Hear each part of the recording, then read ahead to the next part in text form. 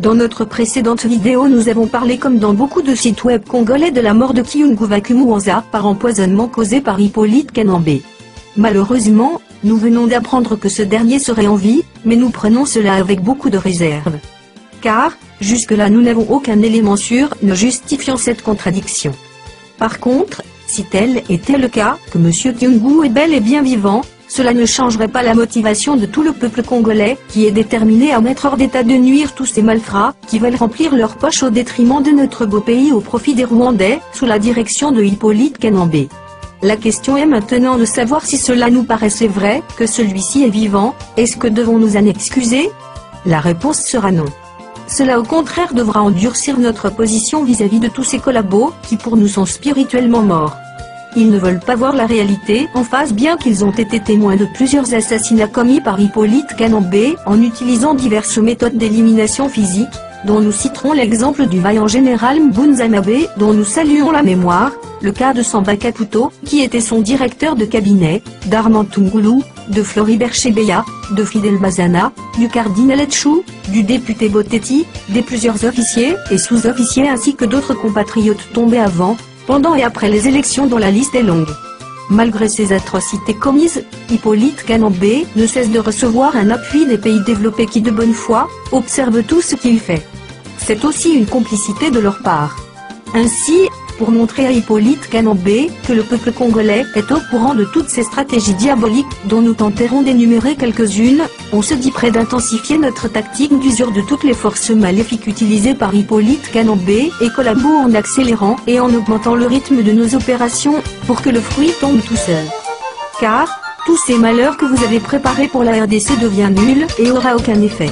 Voici quelques stratégies du président rwandais Paul Kagame pour balkaniser la RDC. 1. Corrompre les Congolais, parce qu'ils sont encore aveugles, et n'ont pas encore su que l'argent a sa fin, ils aiment une vie facile et rapide. 2. Créer une confusion entre les Congolais eux-mêmes, parce qu'ils sont des assoiffés de pouvoir et sont encore immatures sur le plan politique. Ils ne peuvent pas penser plus loin que leur nez. Le régime de Mobutu a gravé dans leur mémoire la vie facile, celle du présent. Gérer l'avenir des Congolais, puisqu'ils ont de difficultés à savoir où ils vont, à quoi aboutir dans tout ce qu'ils font, voilà la raison de leur aveuglement. 3. Convaincre les Congolais de toujours refuser la voix du peuple, parce que la population congolaise ne veut pas de nous, les Rwandais, sur son territoire. Apprendre à diriger ce peuple, sous le coup du canon imposé. Lorsqu'ils s'opposent, tuer certains d'eux et les restes, pourront procéder à une involontaire reddition.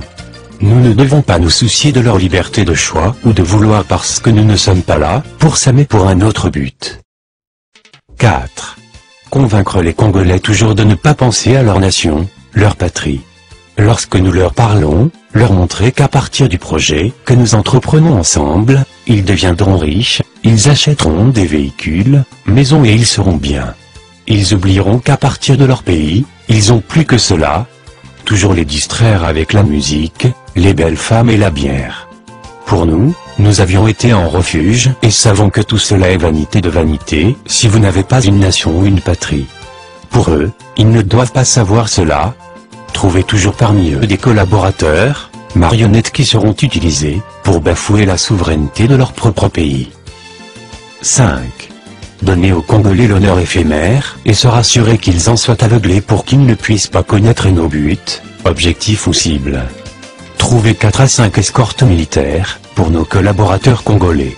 Ils verront en cela l'honneur mais pour nous, nous le ferons dans le cadre de les priver de leur liberté, car l'escorte militaire sera donner la tâche de les surveiller. En d'autres termes, il mènera une vie de prison sans le savoir. 6. Lorsqu'ils voudront se séparer de nous, trouvons tous les moyens possibles de les tuer parce qu'ils peuvent avoir maîtrisé un iota de nos stratégies ou tactiques. 7. Une fois que nous avions perdu l'un d'eux, nous n'allons toujours pas manquer quelqu'un d'autre à aveugler. 8. Toujours penser à utiliser les Congolais pour démentir toutes les accusations et dénonciations faites contre les forfaits que nous commettons sur leur territoire. Les Congolais collaborateurs feront tout pour nier notre présence, afin qu'eux-mêmes puissent endosser les responsabilités, car si nous portons un démenti nul ne va nous croire. Rassurons-nous qu'en fin de compte nous puissions conclure en disant que ce problème n'engage que les Congolais eux-mêmes et manifestons qu'on n'a aucun souci, un quelconque intérêt dans ce qui se déroule en RD Congo. 9. Tuer ou assassiner tout cela qui s'oppose à nos plans, pour que d'autres vivent dans la terreur, et stoppent de parler de nos affaires. 10. Appeler tous les Congolais qui ont de l'argent et ceux-là qui ont étudié et leur proposer le pouvoir ou l'argent. Comme le pouvoir est comme un gâteau sucré, personne ne va refuser.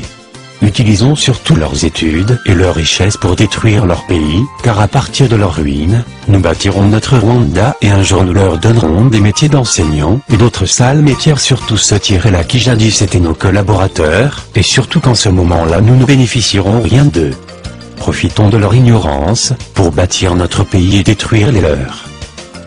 11. Utilisez toujours la RD Congo, comme notre champ de bataille, car nous n'y avons aucun frère, sœur, bref aucun membre de famille. Cela pourra épargner notre pays contre toute destruction et contribuer à la destruction de la RD Congo, comme c'est surtout notre objectif. 12. Les militaires congolais, que nous aurons convaincus, seront toujours placés sur la première ligne de front, pour leur permettre de s'affronter contre leurs frères et de s'entretuer. Cela pourra nous permettre de sauver la vie de nos militaires, car notre souci n'est que de les anéantir complètement et surtout de tuer d'autres sur le plan politique.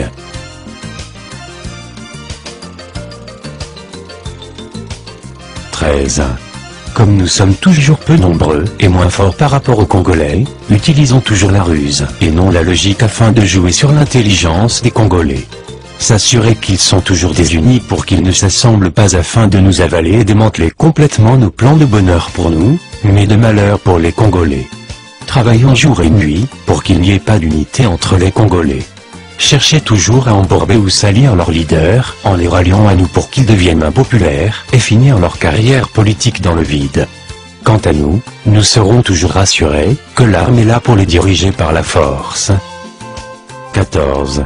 Rassurons-nous que les Congolais sont plus forts que nous, mais il manque seulement l'unité. Leur état est bien connu comme riche en ressources naturelles et minérales, mais faisons tout pour qu'ils ne puissent pas en bénéficier. Lorsqu'ils ont gagné un peu d'argent provenant de leurs minerais, proposez le marché d'armes, pour que nous puissions négocier avec des pays fournisseurs, afin de voir comment y gagner des commissions dans la quantité à approvisionner. Une fois que le stock d'armes est disponible, leur montrer que nous avons des troupes à les aider et l'on discute le paiement, pour envoyer les militaires au champ de bataille en leur inculquant une autre idéologie différente de motivation des Congolais. Placez toujours les militaires congolais sur la ligne de front, afin de ne pas perdre nos propres frères, pour qu'ils s'entretuent eux-mêmes. Cela réduira leur force et nous donnera un jour la chance de dominer complètement sur eux.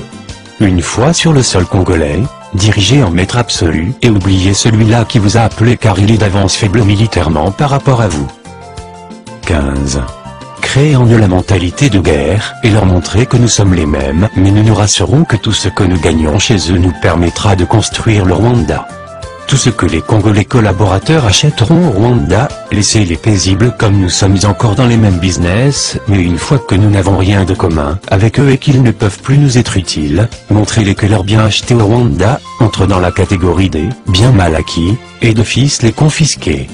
En ces moments-là, ils fuiront le Rwanda et voltigeront ou papillonneront ailleurs où ils seront démunis et se remémoreront de la gloire éphémère qu'ils ont eue avec les Rwandais. 16.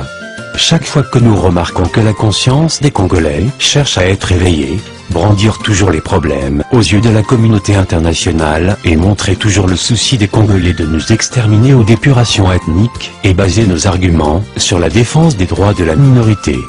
Directement accepter d'entrer dans la phase de négociation et pendant cette période, nous profitons de nous réorganiser, d'étudier les faiblesses de l'adversaire afin d'en constituer notre force. Étudier les stratégies et tactiques de l'adversaire, l'attaquer immédiatement et dire à la communauté internationale qui nous ont attaqués en premier lieu et quant à nous, ce n'était autre qu'un cas de légitime défense.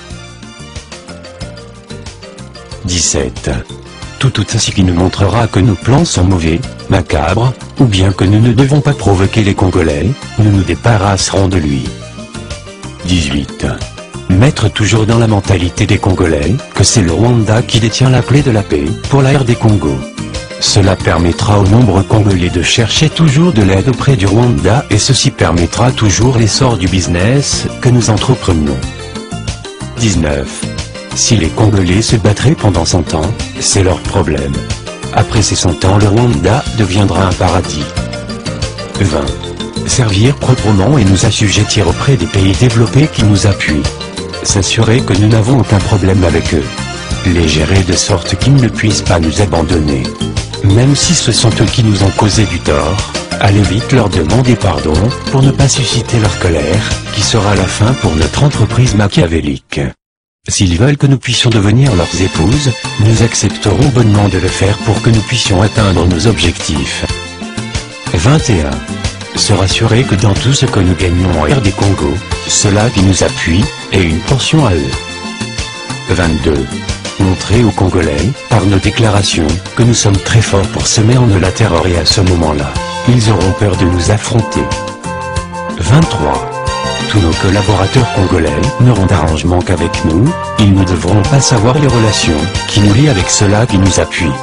Une fois que nos collaborateurs congolais deviennent plus liés à nous, ne pas leur permettre d'effectuer d'importants voyages dans des réunions importantes en rapport avec notre commerce de la guerre. Trouver pour eux une escorte militaire de partir avec eux.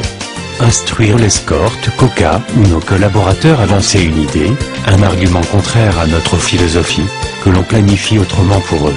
S'agissant d'une déclaration à faire sur les événements en place, au niveau de l'échelon international, choisir un collaborateur, pour défendre notre honneur, et l'appeler pour le préparer afin de l'orienter pour ne pas aller en dehors de notre philosophie ou nos objectifs.